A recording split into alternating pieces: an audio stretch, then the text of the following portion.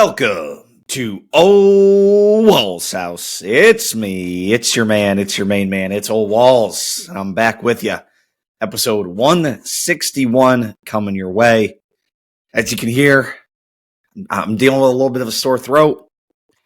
A little leftover present from my experience at the Royal Rumble. As you can tell, it was a great one. So bear with me in this episode. I'm going to gut through it. It's going to be my Jordan flu game for you guys. I'm going to give it all I got for you. It's what I do for you, my fans, who I want to say thank you to.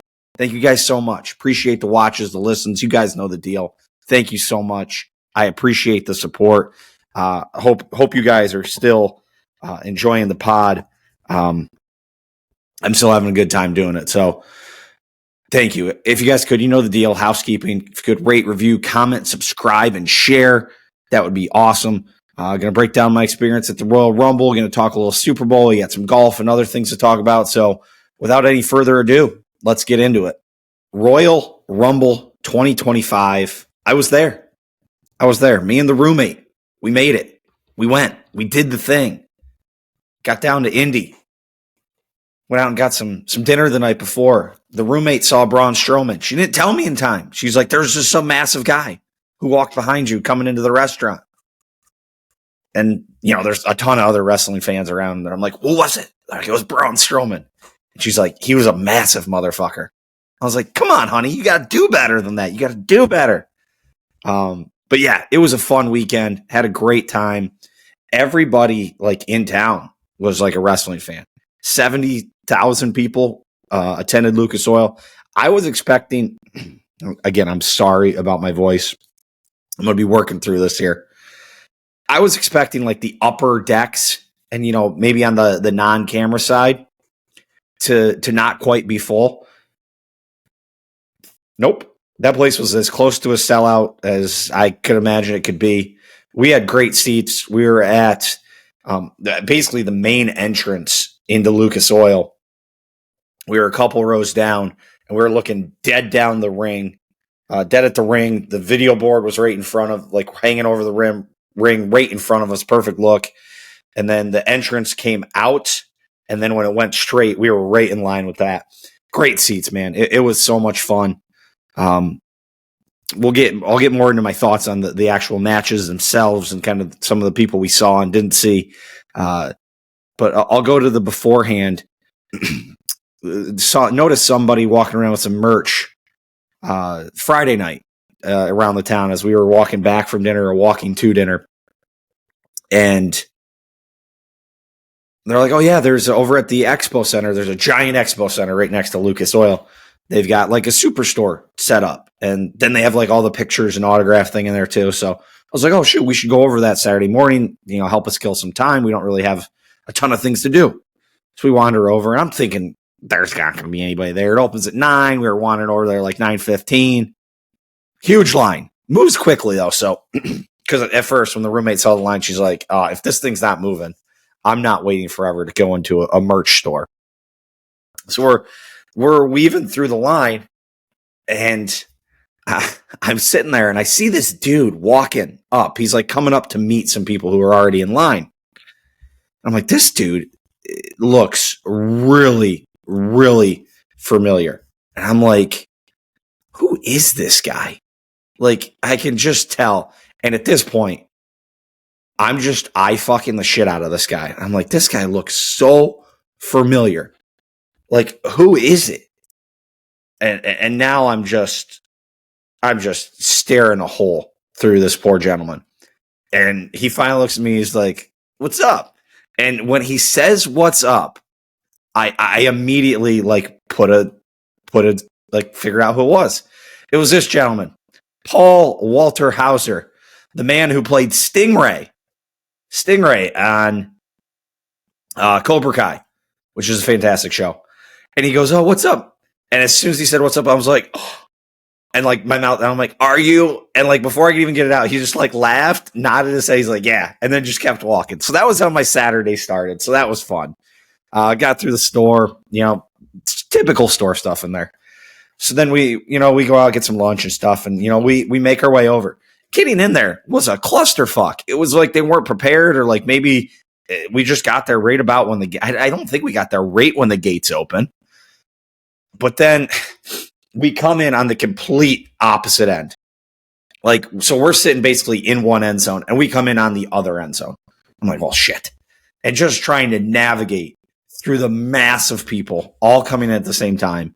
Just an absolute disaster. Lucked out that right when we walked in, there was a beer vendor. So I at least had a beverage for my trip around the entirety of the stadium. And then as we're getting to where our seats are, that's where they have like the pregame show set up. And on top of that, on both sides of the pregame show, they have like merch tents. They're not tents, but like they're merch stands. So it's just a mass of people huddled around the pregame show. You know, Big E's up there, and was Wade Barrett up there for a second, and then Bubba Ray Dudley was there. So that was cool. Standing right behind it. I might have been on. I was in line with the camera for a little bit. I might have found my way on TV for a second. Who knows? But that was fun. So, and like the people you see at a big wrestling event is striking, just the variety of people. I mean, you got the white trashiest white trash. Then you got every ethnicity in the world. I mean, Black, Asian, Latino, like everybody. It's the biggest melting pot of people ever. It's like everyone comes together for like to watch the spectacle of wrestling. Man, I love wrestling. I've loved wrestling since I was a kid. And it's just like everyone gets in there, and then like you're kind of talking to everybody around you, like, oh, what about this? What do you think's going to happen? Like, and that's really cool. We sat in a section with some pretty like good people around us. No one was being an asshole. People behind us were cool, was chatting with them, talking with the guys in front of us. We did have two dudes just in and out all night, and not in between matches. Cause like I was going out in between every match and going to the bathroom and grabbing a drink. But like the unfortunate thing about where we sat, this was the only bad thing, was that the bathrooms were like both in the either direction. Cause like I said, we basically were right above the entrance. It was like a big concourse. So you had to dip down and out for a couple of directions for the bathrooms. My wife did say it was awesome. She's like, I've never waited in less lines at like a big sporting event or concert or anything. He's like, the male to female ratio is like 5 to 6 to 1 here. So she's like, that was awesome. But yeah, it was sweet. So let's go into it. Women's Rumble was fun, man. I had seen some stuff that Charlotte Flair had been away for a while, so I was like, okay, that makes sense for her. I kind of thought we'd see a Becky Lynch. No, didn't see her. They didn't go a ton of the old crew, the older ladies. They didn't bring a ton of them back. They've obviously filled out the roster with a lot more female wrestlers. A couple of really cool surprises though. Trish Stratus coming back, still looks incredible. Nikki Bella comes in as a 30th entrant. And then the biggest surprise of the night on the women's side, I think, was Alexa Bliss. Huge pop when Alexa Bliss came out. Turns out I was reading some stuff afterwards that there was a bunch of rumors circling around that she was ready to come back, and there was a contract dispute, and she wasn't going to be back for maybe a long period of time, if at all. So they really swerved him there. I didn't really know. I just knew she'd been gone for, excuse me again. I just knew she'd been gone for a long, long time. But yeah, huge pop for her. Charlotte ends up winning. Very good women's rumble. Some fun stuff in that one. Biggest disappointment of the night. And I should say, I've gone back and watched large portions of the women's rumble, and then I watched the entirety of the men's rumble. I have not watched the other two matches. Biggest disappointment of the night to me was the tag match. DIY and then the Motor City Machine Guns. I've heard for years that the Motor City Machine Guns are this awesome tag team. And I know DIY is a good team. They can really wrestle. And I was like, this should be fun. This should be a really fun match. And it was just kind of, it was kind of blah. Like, it was just not very good. I mean, if I'm giving grades, I'm giving the women's rumble like an A minus. And this match, I'm giving a C minus, D plus kind of range. Like, it just wasn't like, I don't know, it wasn't very good. the falls, it was 2 or 3 falls, so like you knew it was going 3. And the way they got there, I don't know. I didn't like it. It didn't do much for me. That said, the next match, the ladder match, that was good. That was good. I haven't gone back and rewatched that one yet. I'm gonna. But that seemed like a match that when I do go back and rewatch, it's going to be good.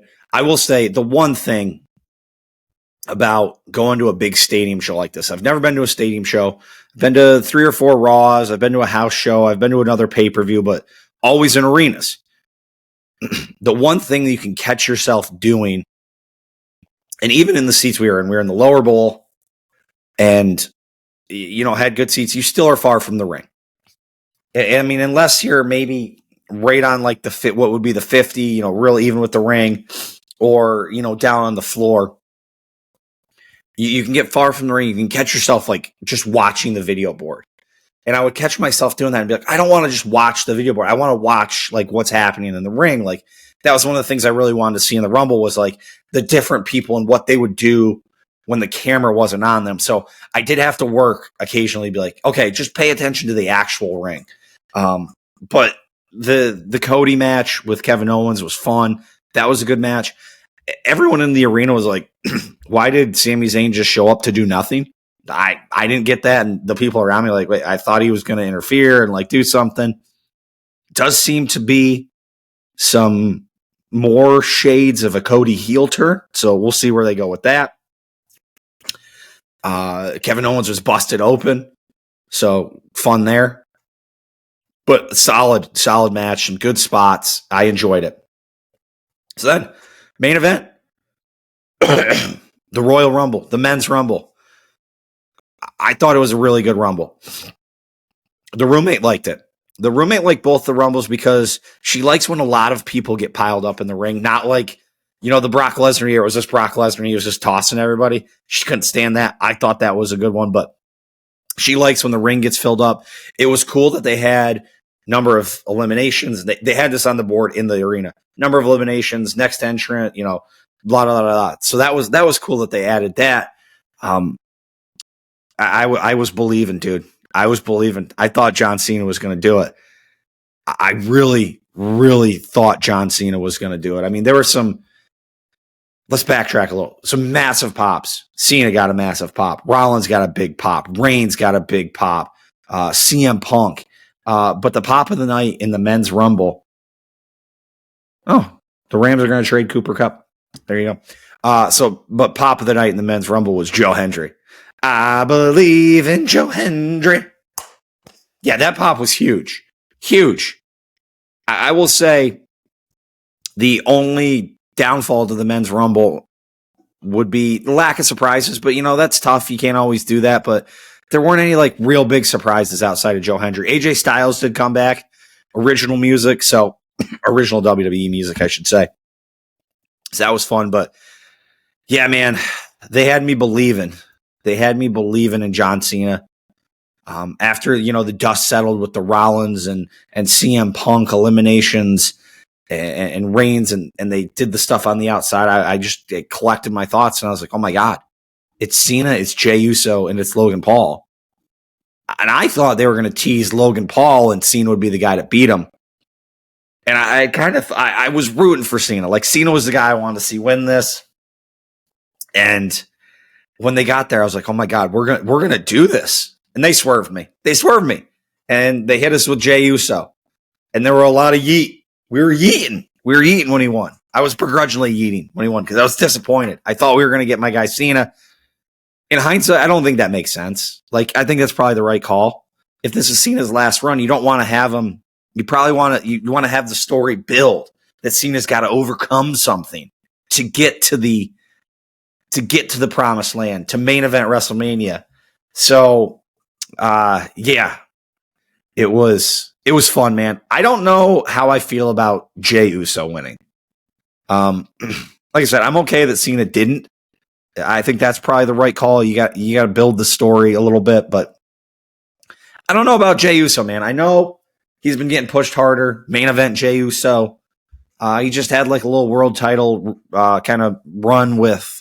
He didn't have the title, but a matchup run with Gunther. But I don't know, man. It just felt like there were better options. It felt like CM Punk, Reigns. It seems like maybe Reigns is going to get kept away from the title picture for a little bit now. Rollins, even Drew McIntyre. I don't know. I stand to be proven wrong, but I don't know that Jey Uso's the right one. I mean, is Jey Uso going to go after Cody? Is he going to go back after Gunther? Hey, maybe there's some shenanigans and it turns into a triple threat down the line. I don't know, but as of right now, I'm not sold on Jey Uso as the Rumble winner. Just putting it out there. But I'm super pumped for Elimination Chamber to see John Cena get his next chance. So, all in all, Royal Rumble was fun. Indianapolis was buzzing. It was wrestling fans everywhere. It was a great time. I would thoroughly recommend it for anybody who is a pro wrestling fan. Go to a Royal Rumble. It was awesome. Okay, Super Bowl preview. Chiefs and Eagles. I think I mentioned last week, I'm not as down on the Super Bowl as maybe some others are. Again, it wasn't the Super Bowl I was hoping for. But, we'll make do. Chiefs and Eagles, two very, very good teams. Obviously, people are getting a little sick of seeing the Chiefs. I get it. Eagles fans make it tough on themselves. But we got, so let's just run through some bets. And I do apologize. I was going to have Daddy on, and then I got traveling, doing Rumble, and then I'm on the road here. Obviously, I'm not doing this from home. And just schedules got screwed up, and I fucked up. So that's on me. I did solicit Daddy. He did give me some picks. We can run through those here. He has A.J. Brown. And remember, Daddy, 2-20 the first year we did this. Maybe it was 2-14. Might have been 2-14. 2-20. That's pretty bad. I don't even think Daddy was that bad. But he's got A.J. Brown, 6+ catches for plus 116. They do like to feed A.J. Brown. I'll take that. I'll take that over with him. Kelsey, 6+ catches, minus 148. I'm going to say the under there. Maybe, in the big moments they start to feed him, but he hasn't been as integral of a part of the offense this year. He has Hurts over 211 pass yards. Under, I will take there. He has Hurts 1+ TD. So is 1 the number, or is that 1.5? He's trying to cheat himself there, so he can argue that after. If it's 1.5, I'll take the over either way. I mean, the tush push just really brings something in. He's got Eagles plus 1.5. I'm going to go the opposite. I like Chiefs. I think the Chiefs get it done. I think we see a three-peat. I think the Chiefs pull this out. Gatorade. He has orange Gatorade. I'm going to go red Gatorade. Chiefs have some red Gatorade on that sideline. They are winning. He has tails for the coin toss. I've always been a heads for the coin toss guy, so I'm going to go heads there. Let me see if I can find the national anthem over under here real quick. Who's performing the national anthem? Let's see. Also, I'm not really excited for Kendrick Lamar for the halftime show. I don't know much about Kendrick. I know a couple of his songs, like Humble. He was on with, Dr. Dre. Maybe there'll be some other people like that. John Batiste will perform the national anthem. Don't know who that is. The New Orleans native, best known for his decade-long run as the band leader and musical director on The Late Show with Stephen Colbert. Okay. All right. Well, what's the over-under? National anthem. That seems like an over kind of guy. I'm going to take the over. 120.5 seconds. I'll take the over. I'll take the over there. I don't know if that's a good take. Don't know much about Mr. Batiste. But yeah, I like the Chiefs. I think Pat Mahomes is the far better quarterback. We know that up until last week, Jalen Hurts had not thrown for over 200 yards in any of his playoff wins. I think for them to win, that's going to have to change. I think for the Eagles to win, it's going to have to be a Saquon Barkley dominated performance. Like Saquon's going to have to go for $150. He's probably going to need to bust one. And so I think if the Chiefs can keep Saquon in check and try and make Jalen Hurts beat them, I think that's their path to success. If the Eagles can start running all over and get up early and just pound the rock, changes the dynamic a little bit. But I think the Chiefs get it done. I think they have the better coach. I think Andy Reid is a far superior coach than Nick Sirianni. I don't really like Nick Sirianni. I will say that's probably flavoring me here. Who am I rooting for? I don't know. The Chiefs, maybe. I do like Saquon, but Philly kind of sucks. I know I'm a Flyers fan, so that's weird. But yeah, I think the Chiefs get it done. I'm just rooting for a good game. Just rooting for a good game. I just don't want to see a blowout. Like, if I have to watch these two teams play, I just need it to be a good game. I need it to be interesting. Hell, I'll even take a little controversy. I just don't need this thing to be like a three touchdown snoozer. That's just the last thing I want with these two teams. So hopefully we get a good game. I like Chiefs -1.5. I would like Chiefs up to at least 3. I'd probably need 4.5 to take the Eagles. I would be my thoughts. I don't know. Maybe I'll feel different in a couple days, and if I do, I'll put it out on the X from the Pod's Twitter. I'll change my mind. But I'm rolling Chiefs, and I'm going to take the under. 48.5 is the number. I think 24-17, 24-21, 24-20, something in that neighborhood. And again, I hope it's close. I just hope it's close. All right, let's keep moving. Golf. PGA Tour. AT&T Pebble Beach. Felt like kind of the kickoff to the golf year. I know we had Torrey Pines. I know we had the Century and things like that already, but this was the first elevated event, signature event, whatever they're calling them this year. First really good field at a good course, not going up against football. Felt like the golf season kicked off. I didn't watch a ton. I was in Indy for the Royal Rumble, as we just spoke about. But it seemed to be a pretty good golf tournament. I kind of was watching some on the way home on Sunday, caught the very end when we got home. Rory McIlroy went out and got it. Back 9, 31 to put this thing away. Wins by 2 over Shane Lowry. Lucas Glover finished third, 3 shots back, and lost like 6 strokes putting on Sunday. He had a good putting week, strokes gained overall, but dude lost like 6 strokes on Sunday putting and lost the tournament by 3. Just absolutely flushing it, apparently. But yeah, Rory McIlroy, 3 eagles on the week. Hooped a couple, one of them being a hole-in-one on Thursday. I believe that was at Spyglass. Then dumps in the eagle on the par 5 with just an absurd shot going uphill, downwind, just launched a 7-iron from 200 yards. That's at sea level too. I think it had a peak height of like 170 feet. Just an absolute moonshot. Absolute moonshot. And how far did he hit it to? Let's see if we can get the play-by-play up here. 26 feet to 26 feet, and then he rolled that sumbitch right in there. Backed that up with another birdie, and then just played 18. Super, super conservatively. Iron off the tee, ironed it down the fairway. Just a really good performance from Rory.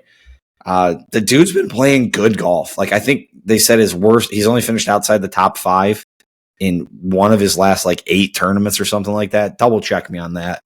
But he's been playing good golf. We're getting there. We're 2 months away. I mean, gosh, if he puts another win on the board, the Masters hype is going to be just amped up to 1,000,000 for him. We'll see, though. Elsewhere on the leaderboard here, let's go to the bottom first. Jordan Spieth ended up shooting 67 on Sunday, but in round 3, my guy shot a 79. He made a 9 on 18. That was his 9th hole of the day. He only made one birdie, 79. He pumped a couple out there. I wrote this down. It's never good when you're like looking for like the player you've picked for like your fantasy golf for the week, and you see like, oh, like this is Spieth's. Shot 1, 326 to unknown. I mean, that's to the ocean. We do know what that is, but never good when you look and see that. Or shot 4, 224 to left rock outline. Just when you see things like that, you're like, shit, that's not good. But he was coming back off some surgery. So there are some bright points. 67 in the final round. He was a 70 in round 1, even par 72 in round 2. So there are some things to like there. Justin Thomas, who I thought was going to have a good week here, it's kind of been rounded into form. Kind of a wild day for him on Sunday. Made an eagle, made a double, made 3 other bogeys, 4 other birdies, 1 under par. Like a lot happening in that scorecard, but he really absolutely ejected himself from the tournament. 2 over on Saturday after making an eagle on the third hole. The third hole. And then he follows it up with 3 bogeys over his like next 7 holes. And then closes out with 2 bogeys after making a birdie in between there. He was kind of involved. Scotty Scheffler, he played okay and T9'd it. Like coming off of a surgery of his own. Like, well, the dude just is like a fucking robot. And I believe he didn't chip it well. I believe his strokes gained chipping were way down, and he's a fantastic chipper of the golf ball. So, yeah. Jason Day, T13, when he was wearing sweatpants on Sunday, like a matching gray sweatsuit. Incredible. Just really incredible. Nice finish from Russell Henley. Cam Davis, shot of the tournament. That tree up there at 18, he's up in the roots. He's got to come right down on it. He's got to go over the bunker. The pin's kind of tucked back in. He lands one 3 feet past the hole and rips it back to the tap in. Just shot of the day. And in our fantasy golf side match, him being able to get that up and down, flip-flopped who was going to win ours. So that was quite wild. Tom Kim, the human rain delay out there.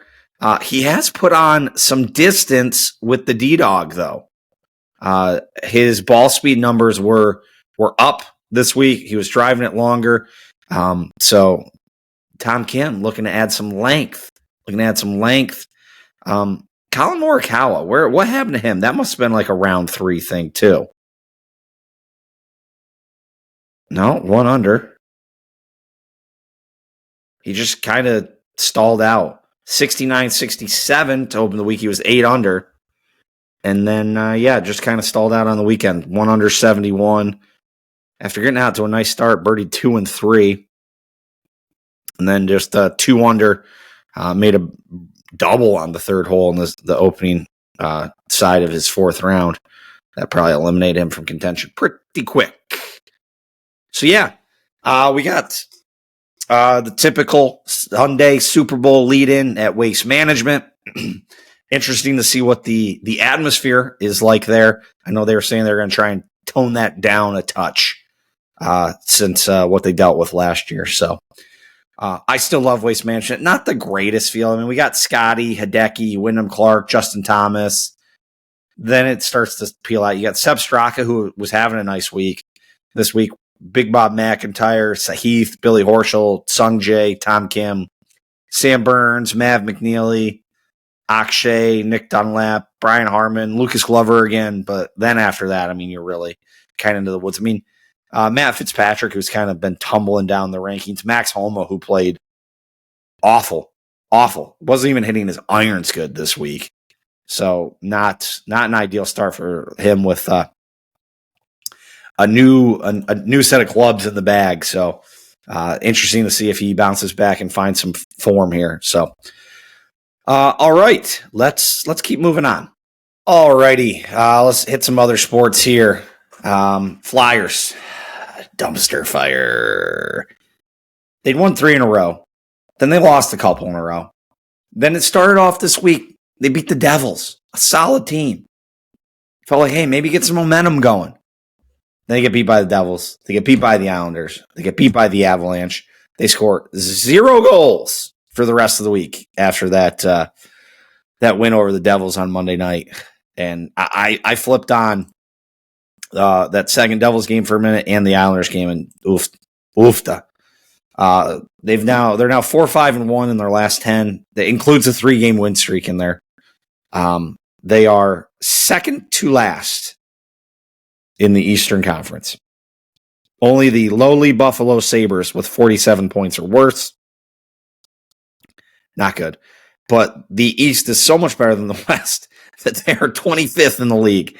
Utah, Anaheim, Seattle, Nashville, Chicago, and the Sharks, all worse than the Flyers. But yeah, it's just not looking good for the Flyers. But that said, they do have Utah coming up tomorrow.